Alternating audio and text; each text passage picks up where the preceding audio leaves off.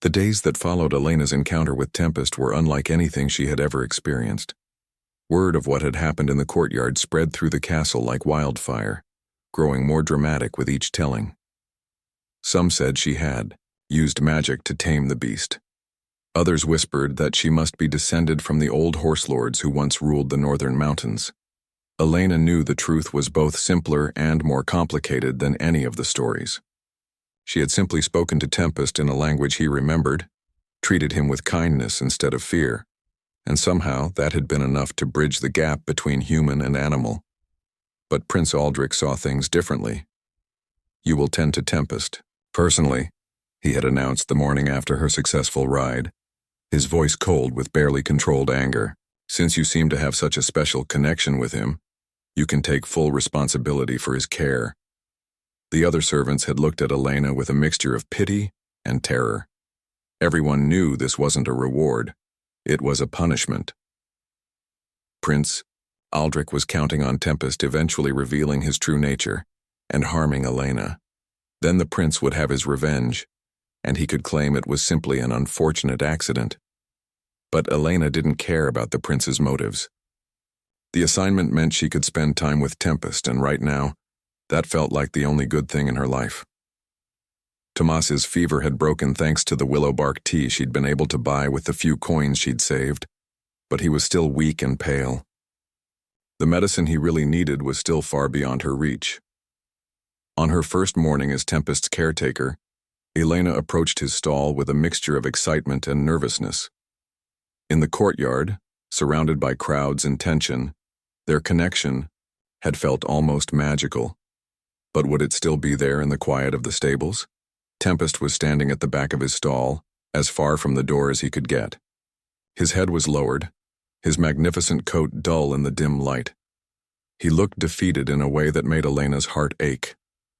"Hello, beautiful one," she said softly in the old language, the words flowing more naturally now than they had in years. "It's just me, just Elena." His head came up immediately, his ears pricking forward as he recognized her voice. Slowly, cautiously, he approached the front of the stall. When he was close enough, Elena extended her hand through the bars, palm up and empty. Tempest sniffed her hand carefully, then gently nuzzled her fingers with his soft muzzle. The simple gesture filled Elena with warmth she hadn't felt since her parents were alive. "They don't understand you, do they?" she whispered, switching between the old tongue and common language without thinking about it. "They think you're wild and dangerous, but you're not. You're just hurt, just lonely." As if he understood every word, Tempest pressed his forehead against the stall door, as close to Elena as the wooden barrier would allow.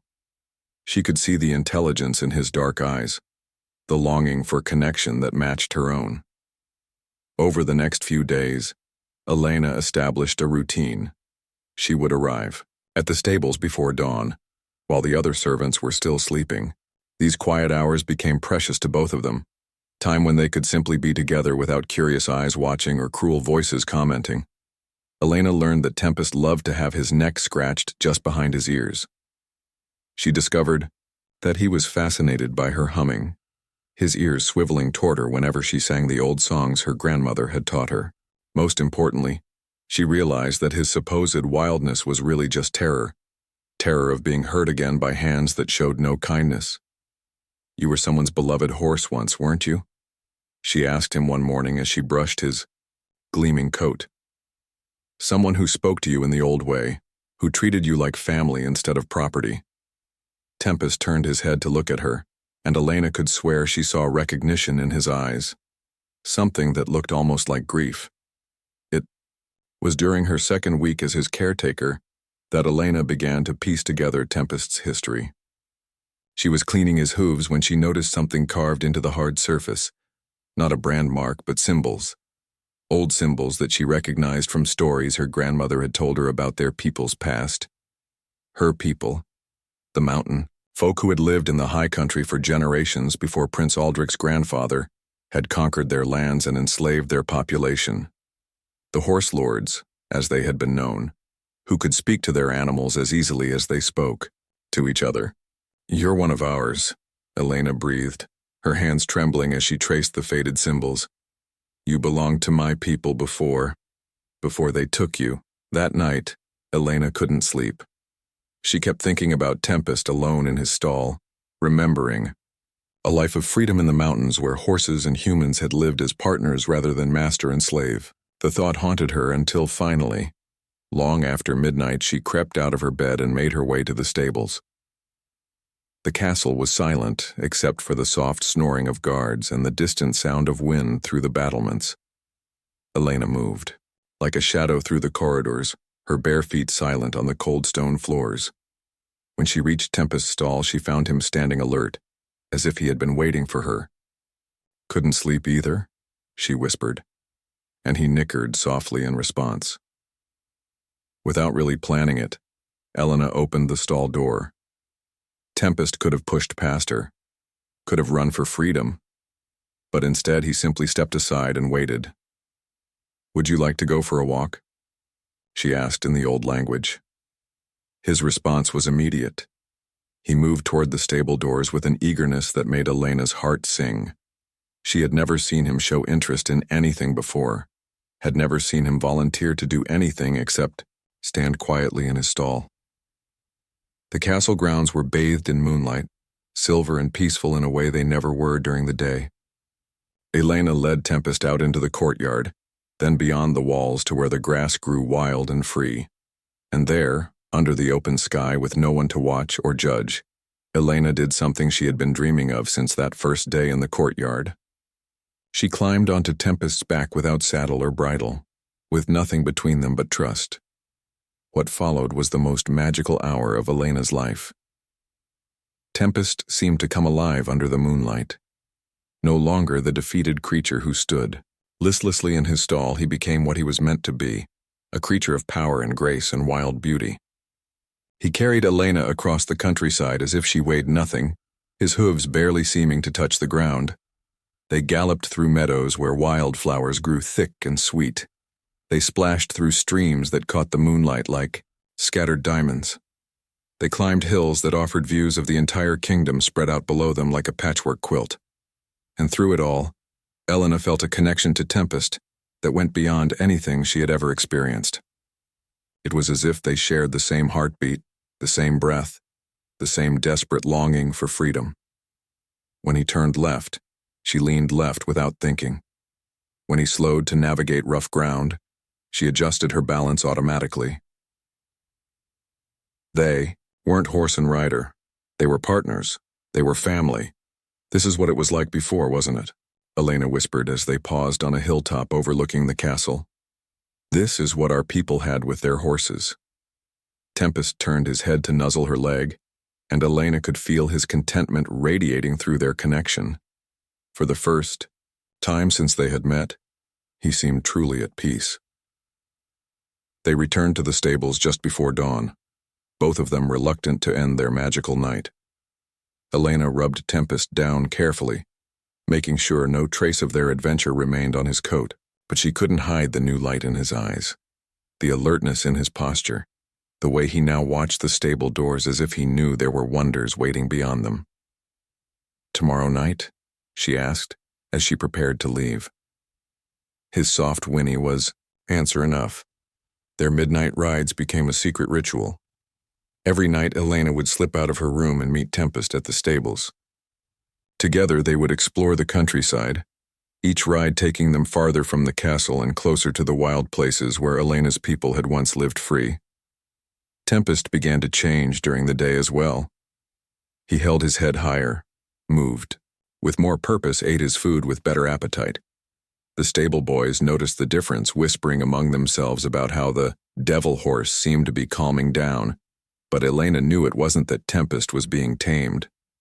If anything, he was becoming more himself, more of what he had been before years of captivity had nearly broken his spirit. He was remembering what it felt like to run free, to choose his own path, to be valued for more than just his strength and speed. The change in Elena was just as dramatic. The hopelessness that had weighed on her shoulders for years began to lift. Her step was lighter, her smile came more easily, and even Tomas noticed the difference.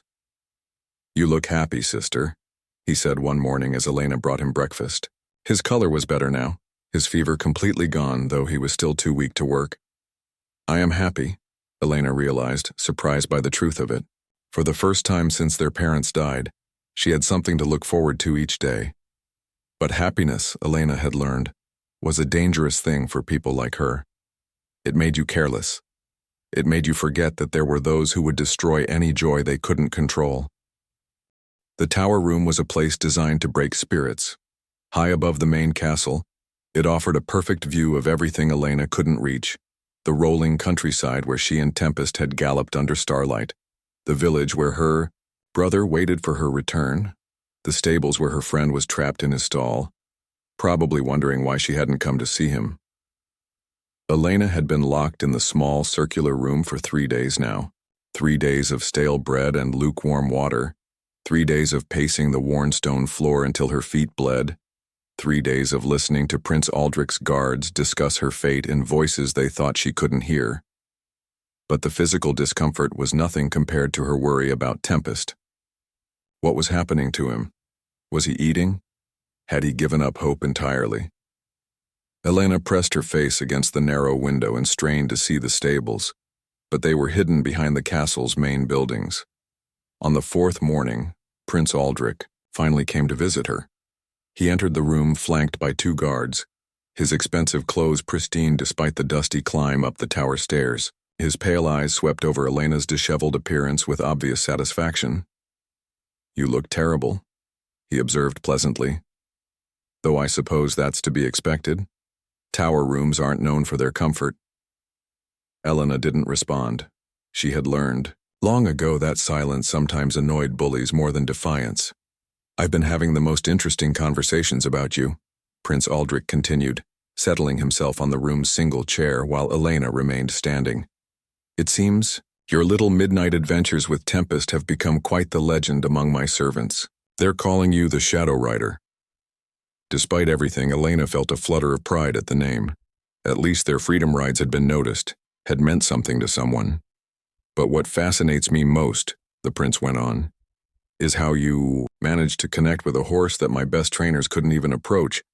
It's almost as if you have some kind of special gift. Elena's chest tightened. She could hear the calculation in his voice, see the greedy gleam in his eyes. Whatever he was planning, it was worse than simple punishment. I've been doing some research into your family history, Prince Aldrich said casually. Amazing what? You can learn from old records. Your grandmother wasn't just any mountain peasant, was she? She was Lysa the horse speaker, one of the last true practitioners of the old ways. Elena's breath caught. Her grandmother had never told her she was famous, had never mentioned that her gift had a name that people remembered. The stories about her are quite remarkable, the prince continued. They say she could speak to horses as easily as she spoke to humans, that she could calm wild stallions with a single word, heal injured mares with a touch. Of course, my grandfather considered such abilities to be witchcraft. That's why he had her hunted down and killed. The words hit Elena like a physical blow. Her grandmother hadn't died of old age, as Elena had always been told. She had been murdered for the crime of understanding animals better than most people understood each other. But not before she passed on her knowledge, Prince Aldrich said, watching Elena's face carefully. Not before she taught her granddaughter the old songs, the old words, the old ways of reaching into a horse's mind and bending it to her will.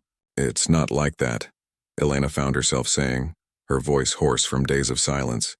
It's not about control. It's about connection, about understanding. Is it? Prince Aldrich leaned forward with interest. Then perhaps you'd be willing to demonstrate this understanding. For me. Elena felt ice forming in her stomach. What do you mean? The prince's smile was all teeth and no warmth.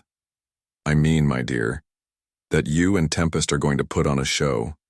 A very special show that will prove once and for all whether the old mountain magic is real or just the fantasy of desperate peasants. Before Elena could ask what kind of show, Prince Aldrich was already rising from his chair, gesturing for his guards to escort Elena from the tower room. They brought her down through the castle corridors, past curious servants and whispering nobles until they reached the great courtyard. Elena's heart lurched when she saw that a crowd had already gathered. Not just castle residents this time, but visitors from the surrounding villages, merchants and farmers and crafters who had come for the weekly market. And there, in the center of it all, was Tempest. Elena nearly cried out when she saw him. In just 4 days he seemed to have aged years. His magnificent coat was dull and lifeless, his head hung low, and he stood with the defeated posture of a creature who had lost all hope. The stable boys holding his lead ropes were struggling to keep him still, but it wasn't the wild energy. Elena remembered it was the restless movement of deep anxiety and grief. "Tempest," she whispered, and even from across the courtyard his head came up. His ears pricked forward as he searched the crowd for her voice, and when his eyes finally found her, Elena felt their connection slam back into place like a key. Turning in a lock, the great stallion trumpeted a greeting that echoed off the castle walls, a sound of pure joy and relief that made the crowd murmur in amazement. He began pulling toward Elena with such determination that the stable boys could barely hold him. "Fascinating," Prince Aldrich said, appearing at Elena's elbow. "He recognizes you even in this crowd, almost as if he's been calling to you somehow." Elena ignored him, her attention entirely focused on Tempest. Even from a distance, she could see how much their separation had cost him. There were new marks on his legs where he had kicked at his stall door, scrapes on his neck where he had rubbed against the walls in frustration. He had been grieving for her, just as she had been grieving for him. "Here's what's going to happen," Prince Aldrich announced, his voice carrying clearly across the courtyard. "This girl claims to have a special bond with Tempest, claims she can communicate with him using the old mountain magic. Today we're going to put that claim to the test." He gestured grandly toward the far end of the courtyard, where Elena could see that obstacles had been set up. Wooden barriers, rings of fire, narrow passages between sharpened stakes. "If Elena truly has the gift her grandmother was famous for," the prince continued, "then she should be able to guide Tempest through this course using nothing but her voice. No reins, no saddle, no physical contact at all, just the mystical connection she claims to possess." Elena studied the obstacle course with growing horror. It wasn't just difficult, it was deadly. The fire rings were burning high and hot, the stakes were sharp enough to impale a horse that misjudged a turn, and the barriers were set at heights that would challenge even the most experienced jumping horses. "And if we fail?" Elena asked, though she already knew the answer. Prince Aldrich's smile was razor-sharp. "If you fail, it will prove that mountain magic is nothing but superstition. And superstition, as we all know, is the province of frauds and charlatans. The punishment for deceiving the crown is severe." Elena understood the threat. If she couldn't guide Tempest through the course, Prince Aldrich would have the excuse he needed to execute both of them, and if she could guide him through it, she would be proving that she possessed magical abilities, which, in the kingdom, was also a crime punishable by death. It was a trap with no escape, designed by a man who enjoyed watching others suffer.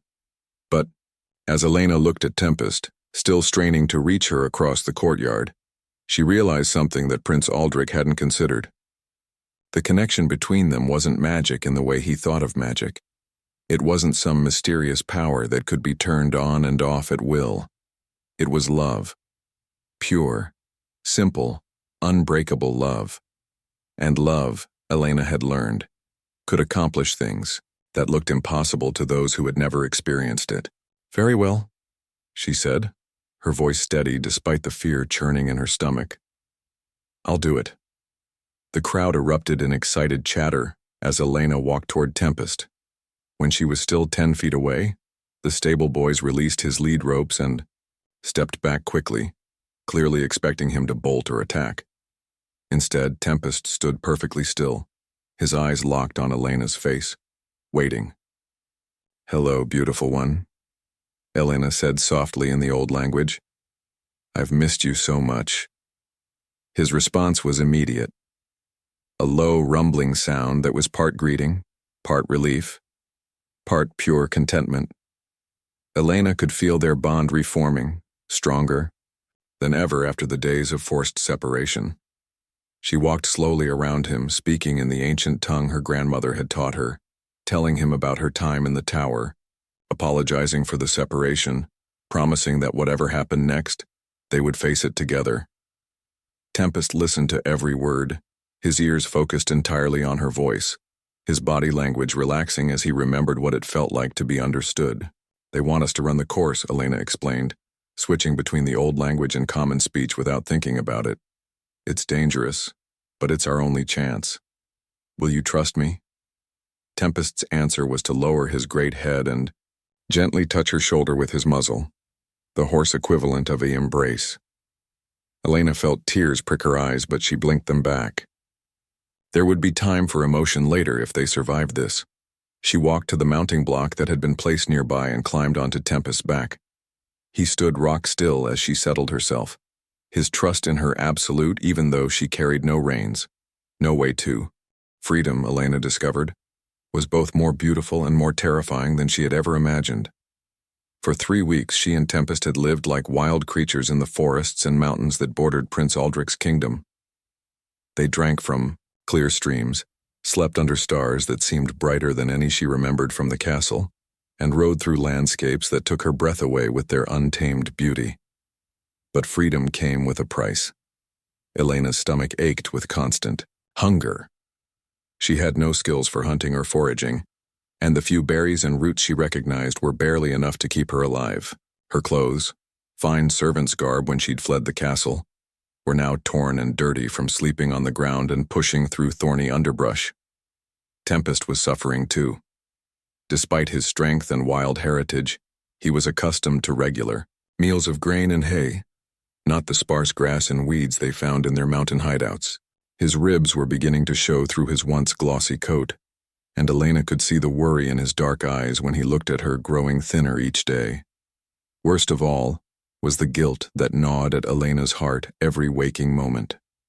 In her desperate flight from the castle, she had abandoned Tomas. Her little brother was alone and defenseless, probably wondering why his sister had disappeared without a word. Was he getting enough to eat? Was someone taking care of him while he recovered from his illness? Or had Prince Aldrich taken out his anger on an innocent child? The questions tortured Elena as she and Tempest huddled together for warmth during the cold mountain nights. She had saved herself and her friend, but at what cost? It was during their 4th week as fugitives that everything changed. Elena was leading Tempest down a steep mountain path, both of them moving carefully on the loose rocks, when she heard the sound that made her blood freeze in her veins. Hunting. Horns echoing off the canyon walls. Prince Aldrich had found them. Elena and Tempest exchanged a look that needed no words. They both understood what those horns meant. The prince had finally tracked them down, and this time he wouldn't be content with simply capturing them. This time, he wanted them dead. They ran then, with the desperate speed of creatures who know their lives depend on reaching safety before their hunters can close the trap. Tempest carried Elena down treacherous slopes and across rushing streams, his hooves finding purchase on rocks that would have sent any other horse tumbling to its death. But Prince Aldrich had brought a full hunting party, dozens of mounted soldiers, tracking dogs, even local guides who knew every hiding place in the mountains. No matter how fast Elena and Tempest ran, no matter how cleverly they tried to disguise their trail, the sound of pursuit never faded completely. For 2 days, they played a deadly game of hide-and-seek among the peaks. Elena and Tempest would find what seemed like a safe hiding spot, only to hear the baying of hounds drawing closer. They would slip away just in time, always moving higher into the mountains, always growing more tired and hungry and desperate. On the 3rd day, they made a mistake. Elena had spotted what looked like a perfect hiding place, a narrow cave hidden behind a waterfall, accessible only by a treacherous climb that no normal horse could manage. But Tempest wasn't a normal horse, and together they had scrambled up the rocky face to reach their refuge. The cave was dry and warm, with a clear view of the valley below. Elena allowed herself to hope that they had finally found sanctuary. She even managed to sleep for a few hours, curled up against Tempest's warm side while he kept watch. She woke to the sound of voices. Peering carefully through the curtain of falling water, Elena's heart sank as she saw Prince Aldrich himself standing in the valley below, surrounded by his soldiers. He wasn't looking up at the waterfall, not yet, but she could see the tracking dogs sniffing the ground near the base of the cliff. "They're somewhere close," the prince was saying, his voice carrying clearly in the thin mountain air. "The dogs can smell them, but they seem to have lost the trail at the water." Elena held her breath, pressing herself deeper into the shadows of the cave. Beside her, Tempest stood motionless, understanding instinctively that any sound could give them away. "Your Highness," one of the soldiers said, "perhaps we should consider that they've drowned trying to cross the stream. The current is very strong here, and the girl isn't exactly an experienced outdoorswoman." Prince Aldrich's laugh was cold and harsh. "Oh, they're not dead, Captain. I can feel it. That little witch and her demon horse are out there somewhere, thinking they're clever, but I have something that will flush them out." Elena felt ice forming in her stomach as Prince Aldrich gestured to someone she couldn't see. A moment later, 2 more soldiers appeared, dragging a small figure between them. Tomas, Elena's little brother, was alive but barely recognizable. His face was bruised and swollen, his clothes torn and filthy. He was so thin that Elena could see his ribs through his ragged shirt, and he moved with the painful slowness of someone who had been beaten recently. "Bring him closer," Prince Aldrich commanded. "I want to make sure his loving sister can hear every word." The soldiers dragged Tomas to the center of the clearing, where Prince Aldrich grabbed the boy's chin and forced him to look up. "Elena!" the prince shouted, his voice echoing off the canyon walls. "I know you can hear me, you little witch. Come out now or your brother will pay for your cowardice." Elena's hands flew to her mouth to stifle a sob. Tomas looked so small and broken, so utterly defenseless in the hands of men who had no mercy for anyone. "I'm going to count to 10, Prince Aldrich announced, drawing his sword and placing the point against Tomas's throat. "If you haven't shown yourself by then, I'll start removing pieces of this boy until you do." "No," Elena whispered, starting to rise from her hiding place. She couldn't let her brother suffer for her mistakes. But Tempest blocked her path, his massive body preventing her from moving toward the cave entrance. When she tried to push past him, he caught her sleeve gently in his teeth and held her back. "Let me go," Elena hissed in the old language. "He's going to hurt Tomas." Tempest's eyes held hers with an intensity that stopped her protests.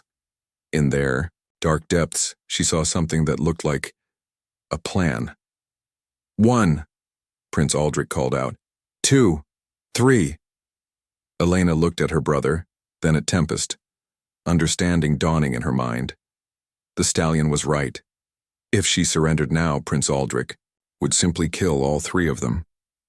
Their only chance was to be smarter than their enemy. 4, 5, 6. Elena closed her eyes and tried to think. What did Prince Aldrich want more than revenge? What did he value more than the satisfaction of seeing her suffer? The answer came to her like a lightning bolt. Power. Prince Aldrich wanted power over others, wanted to be seen as strong and clever and unbeatable.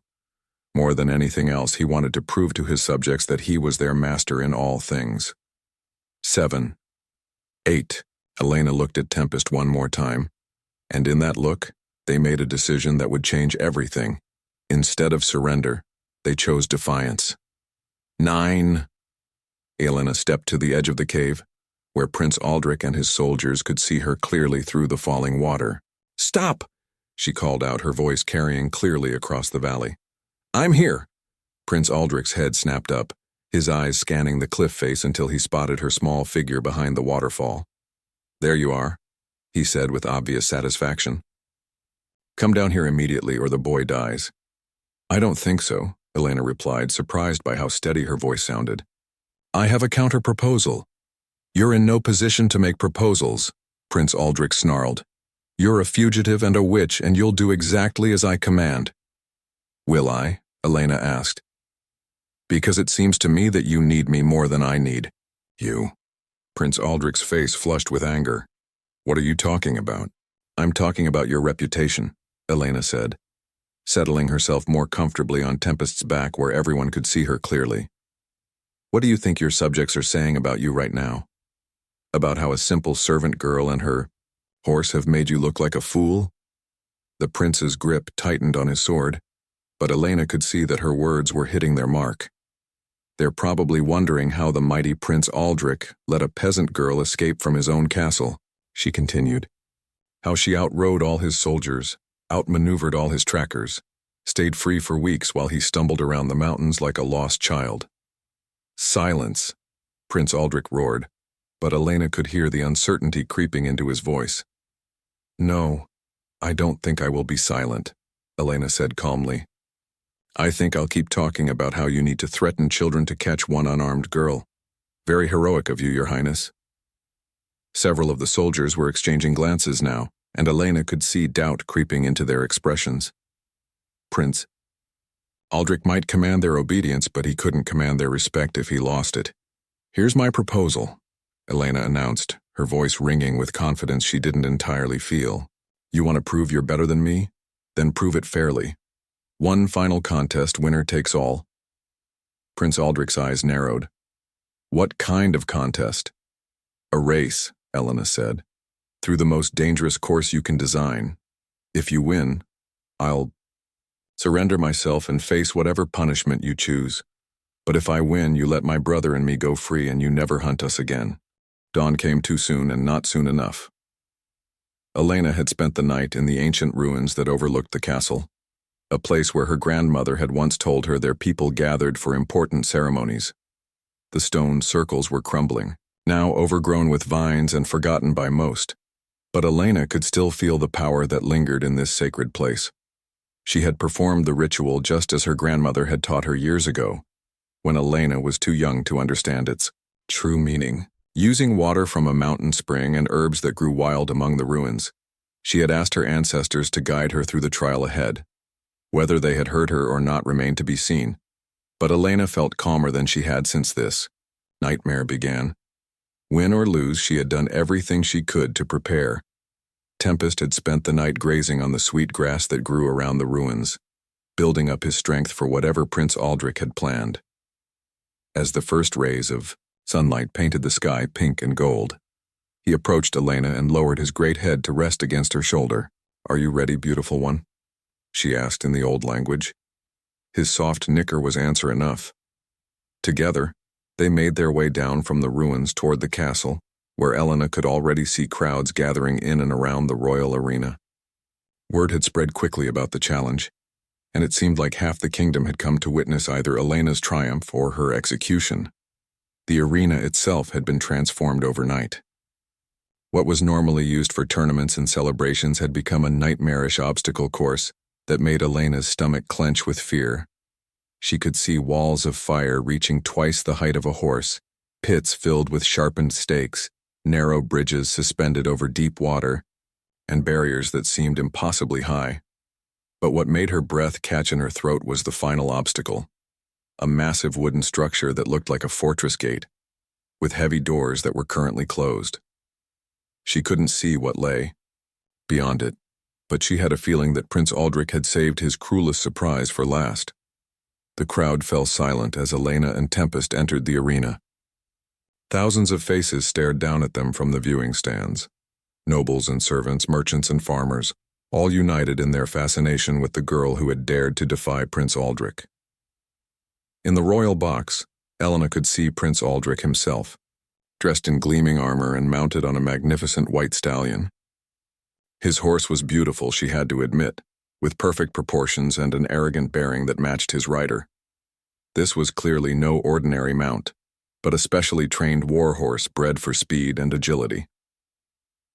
Beside the prince's box, Elena spotted a smaller cage, and her heart clenched as she saw Tomas inside.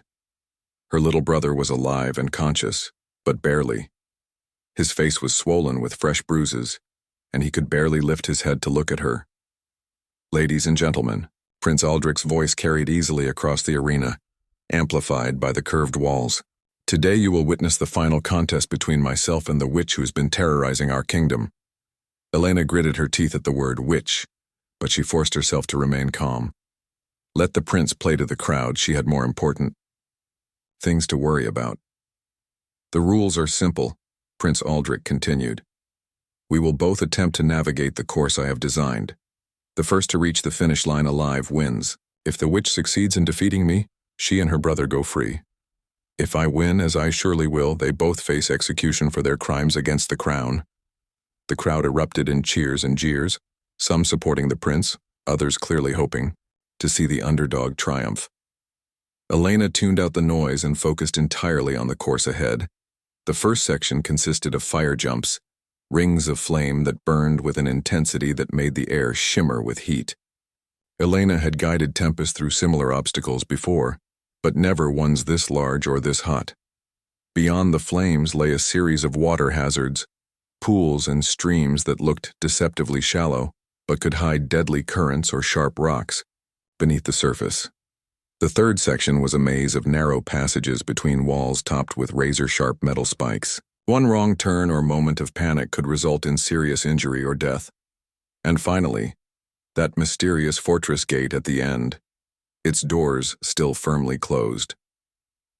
"Are you prepared to meet your doom, witch?" Prince Aldrich called out, his white stallion, prancing with barely contained energy.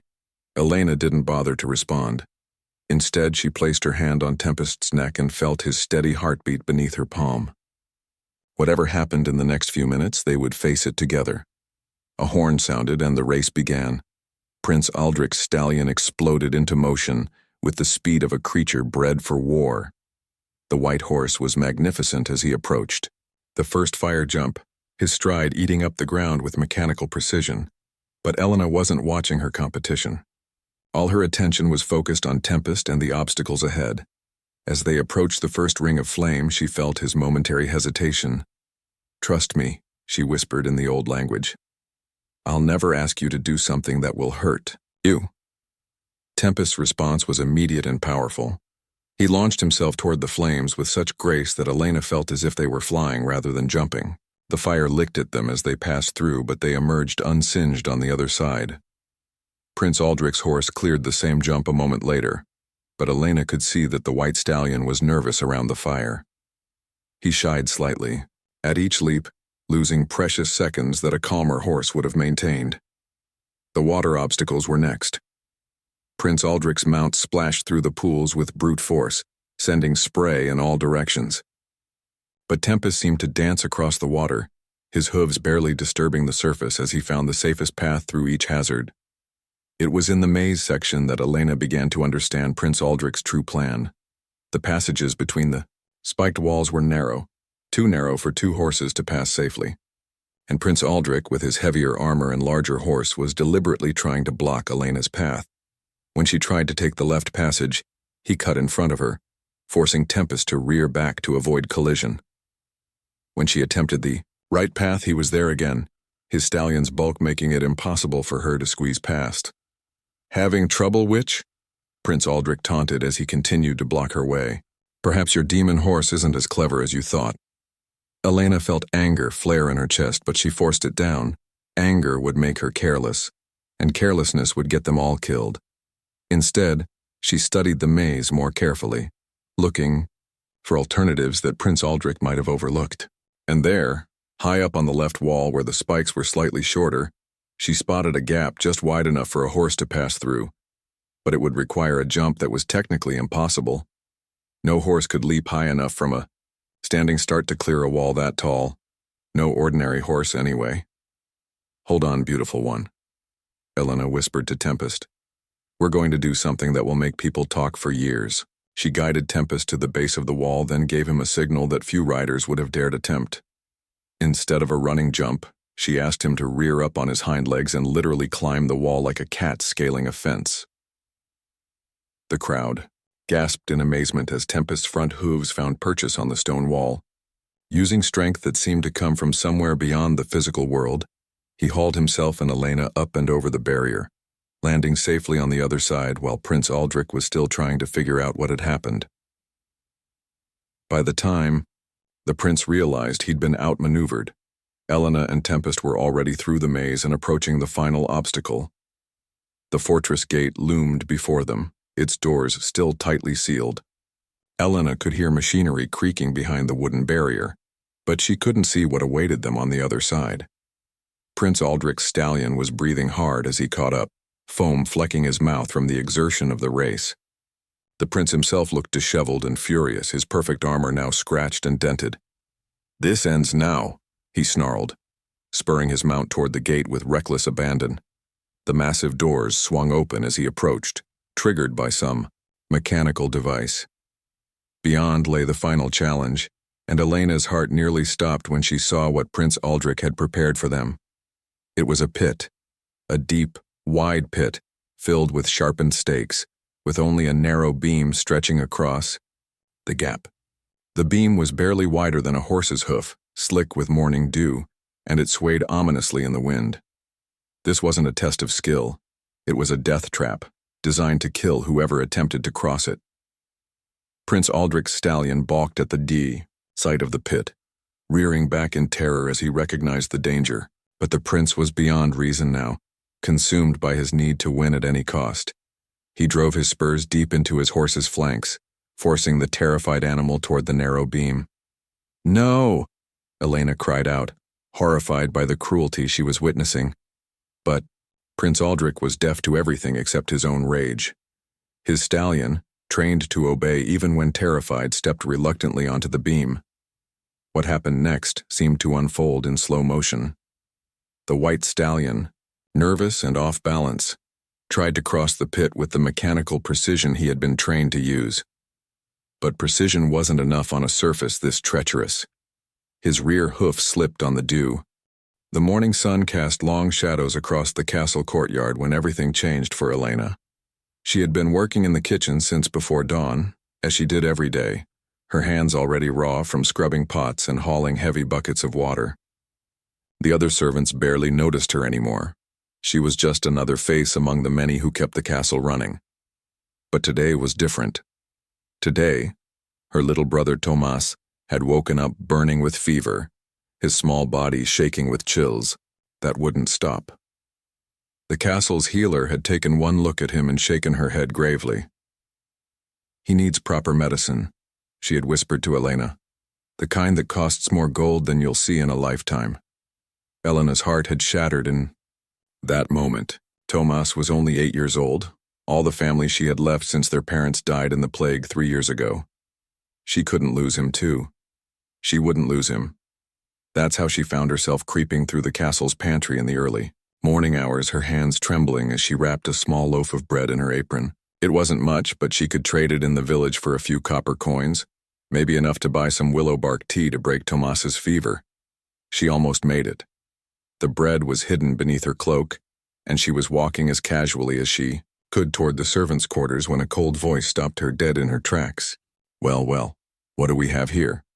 Prince Aldrich stepped out from behind one of the stone pillars, his pale eyes gleaming with the kind of cruel amusement that made Elena's blood run cold. He was dressed in fine velvet, his dark hair perfectly arranged, every inch of him radiating the arrogance that came from never having to worry about where his next meal would come from. "Your Highness," Elena stammered, dropping into a curtsy so low her knee touched the cold stone floor. "You were just stealing from my family's table," the prince interrupted, circling her like a predator. "Did you really think no one would notice? Did you think I wouldn't have the servants watched?" Elena's mouth went dry.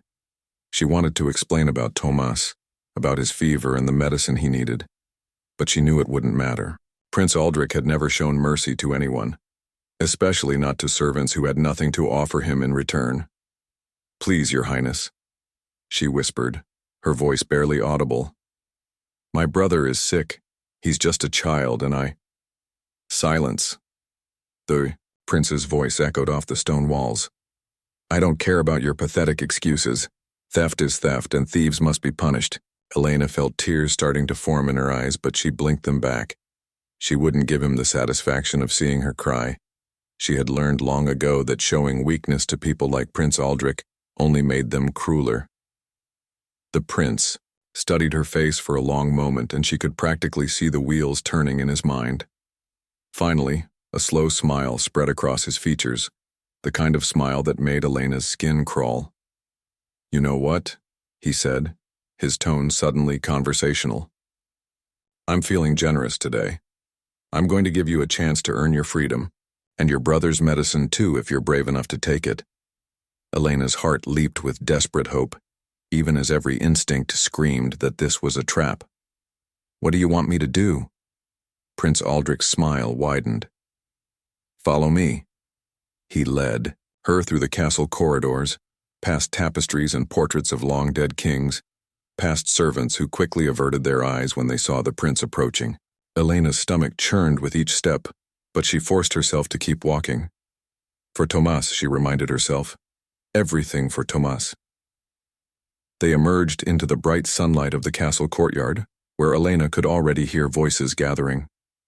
Word had spread quickly, as it always did in the castle, and curious nobles and servants were beginning to cluster around the entrance to the royal stables.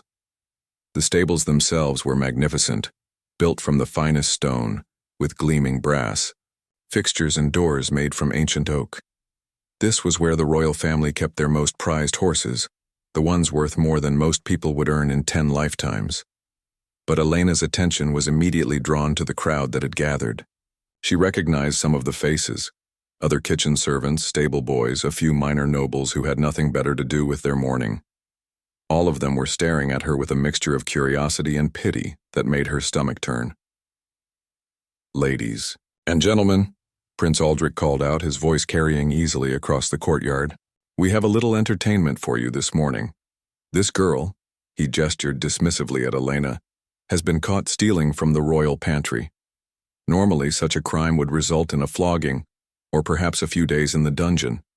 But I'm feeling merciful today," the crowd murmured, some looking confused, others excited by the prospect of unexpected drama.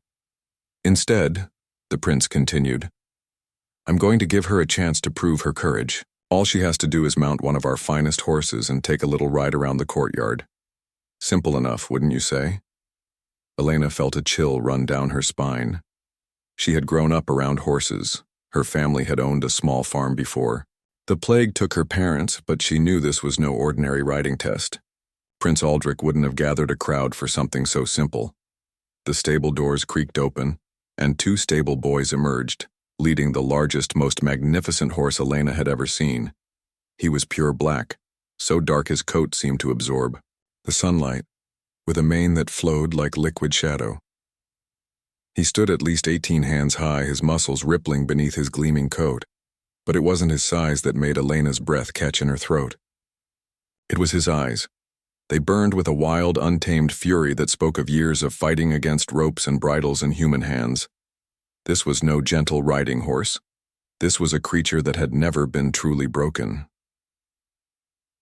"Meet Tempest," Prince Aldrich announced with obvious relish. "The finest stallion in the kingdom, also the most spirited. He's thrown every rider who's ever attempted to mount him, broken a few bones along the way too." The crowd shifted nervously, and Elena heard someone whisper a prayer. Now she understood. This wasn't a test of courage, it was an execution disguised as entertainment. "Of course," the prince added, his voice dripping with false concern. "If you'd rather face the traditional punishment for theft, I'm sure we can arrange something in the dungeons. The choice is entirely yours." Elena looked at the massive stallion, then back at Prince Aldrich's smirking face. She thought of Thomas lying in their tiny room, his small body racked with fever, depending on her to save him. She thought of their parents who had taught her never to give up, never to bow down to bullies no matter how powerful they might be. "I'll do it," she said, her voice stronger than she felt. The prince's eyebrows rose slightly, as if he hadn't expected her to agree so readily. "Excellent. I do love a brave soul." The stable boys were struggling to hold Tempest steady. The great horse was tossing his head, his eyes rolling white as he sensed the tension in the air. His hooves struck sparks from the cobblestones as he danced sideways, and Elena could see the fear in the stable boys' faces. As she approached the stallion, Elena felt something stirring in her memory. Her grandmother's voice, speaking in the old language that their people had used before the conquest, before they had been scattered and enslaved. Words her grandmother had whispered to frightened animals, songs she had sung to calm wild creatures. "Easy, beautiful one," Elena murmured, switching to the ancient tongue her grandmother had taught her in secret. "Easy now. I know you're afraid. I know they've hurt you." The effect was immediate and startling. Tempest's ears pricked forward and his wild movements slowed. He turned his great head toward Elena, his dark eyes focusing on her face with an intensity that made her heart skip. The crowd fell silent. Even Prince Aldrich seemed taken aback by the sudden change in the horse's behavior. Elena continued speaking in the old language, her voice soft and melodic. She could see recognition dawning in Tempest's eyes, as if he remembered something long, forgotten. Slowly, carefully, she reached out her hand toward his muzzle. Instead of shying away, the great stallion stretched his neck forward and gently touched her palm with his soft nose. It was such a tender gesture that Elena felt tears spring to her eyes. "That's impossible," one of the stable boys whispered.